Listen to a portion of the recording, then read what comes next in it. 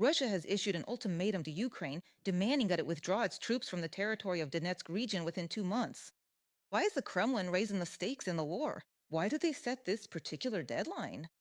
What's happening on the front lines, and how could all this affect peace negotiations? Let's break it down. Putin's negotiators delivered the demand for troop withdrawal with specific deadlines to Kiev through American intermediaries. If Ukraine refuses, Moscow is threatening to change the terms and put forward even tougher demands regarding Ukraine. On April 1st, all these so called demands were announced at a Kremlin briefing by Putin's press secretary, Dmitry Peskov, and then read out in the State Duma's Defense Committee. However, the Kremlin spokesperson got a bit tangled up in his statements and said, and I quote, "It's not about 2 months." Notably, the Kremlin dictator himself remained silent. Obviously, he doesn't want to be held responsible for the risk of yet another reputational failure.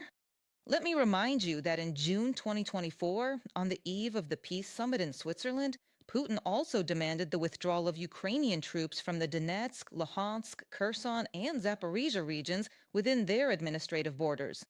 Otherwise, he threatened to seize everything by force in the shortest possible time. And back in February 2022, he even called on the entire Ukrainian army to lay down their arms.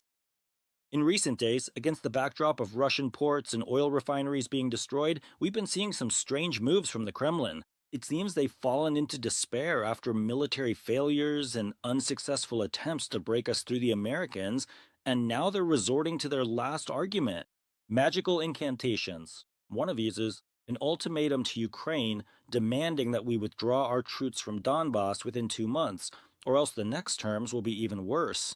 And all the main Kremlin spokespersons are voicing these threats at once, just in case Moscow's threats weren't heard the first time.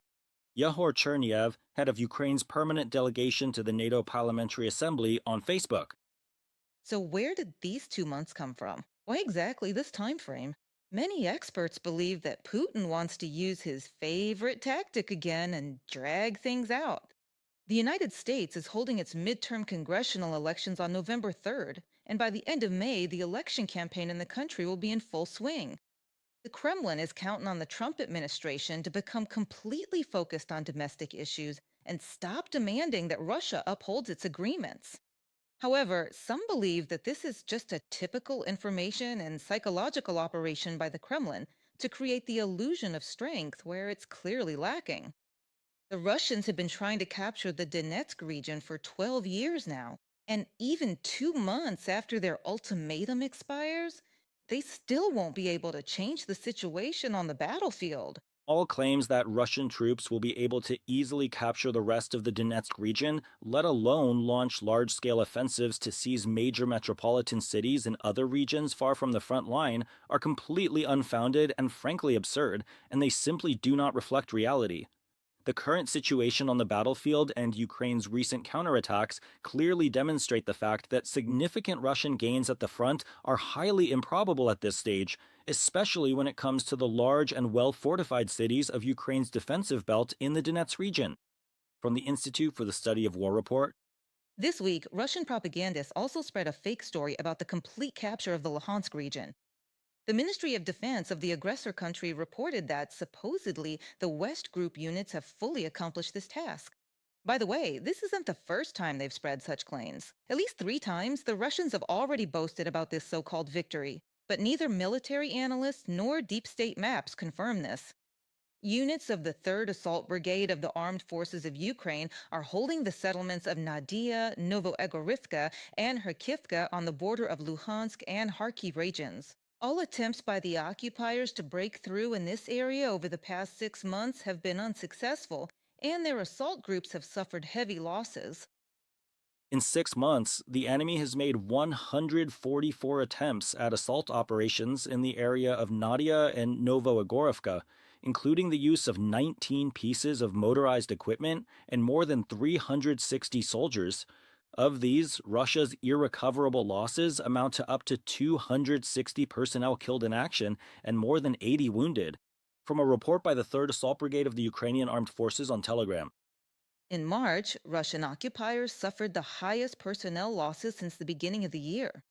The armed forces of Ukraine neutralized 31,960 soldiers, killed and wounded. These are the initial results of Russia's spring summer offensive campaign, which failed almost immediately after it began. Obviously, fewer and fewer people are willing to sign contracts with the Russian Ministry of Defense, and the Kremlin has to drown out all this negativity with fake news about imaginary victories or with threatening ultimatums. Another very interesting statistic was published by the BBC Russian service.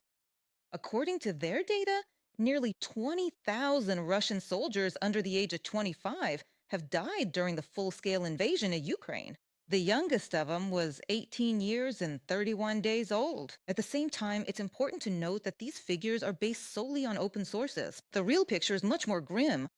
The number of those killed between the ages of 18 and 25 at this point is at least 19,583 people, and it began to steadily increase starting in March 2024. Moreover, this trend was not observed in other age groups.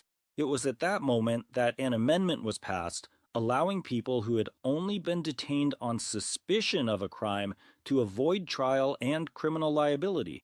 They are promised this if they sign a contract for military service.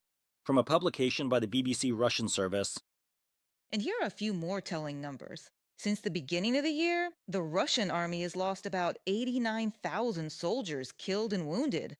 At the same time, they managed to recruit only 80,000 people into the army. In other words, losses exceed the rate of replenishment. On top of that, the Kremlin's financial resources are also running dry. On March 26th, Putin held a closed meeting with Russian oligarchs and demanded that they chip in for the war against Ukraine. Bloomberg also reports that Moscow is betting on prolonging the aggression and hopes to buy time. The Russian army is unable to break through the defenses of Ukrainian armed forces, and negotiations are currently on hold. negotiations between Ukraine and Russia, led by the US, have reached a deadlock, and there are no signs that talks about a possible peace agreement will resume anytime soon. The Russian army is preparing for a new offensive campaign, according to sources familiar with discussions in the Kremlin and the situation on the front line. Without a breakthrough in negotiations, the war could drag on for another year or two, one of them said, from a Bloomberg publication. Making concessions to Russia, given all the previous experience of the full scale war, would be extremely dangerous and short sighted, warned the head of EU diplomacy, Kaja Kallas. Brussels emphasizes attempts to achieve a quick peace at Ukraine's expense only increase the threat from the aggressor country and create a dangerous precedent. The EU has no doubt the Kremlin's appetite won't be limited to just the Donetsk region. There is one aggressor and one victim. Of course, if the victim surrendered, you would get a quick deal. But that's not a lasting peace because the aggressor's appetite will only grow. And Donbas isn't the final goal if Russia gets it so easily. I mean, they haven't been able to conquer it in 12 years, and now they're hoping it will be handed over at the negotiating table. Kaja Kallas, the EU High Representative for Foreign Affairs and Security Policy, in an interview with RBC Ukraine. Well, the louder the Kremlin's ultimatums, the more obvious it is that they have no real arguments behind them. Having failed to achieve success on the battlefield, Moscow is trying to impose its agenda through pressure, fake news, and threats. And any concessions in such a situation will only give the aggressor time to recover losses and prepare for a new attack. And the next phase of the war could turn out to be even larger, more destructive, and bloodier. Subscribe to UATV English and stay updated on the most important events, top news from Ukraine and all over the world, in-depth analysis, exclusive reports and interviews, all on hand in our channel. Join our community of viewers and stay tuned.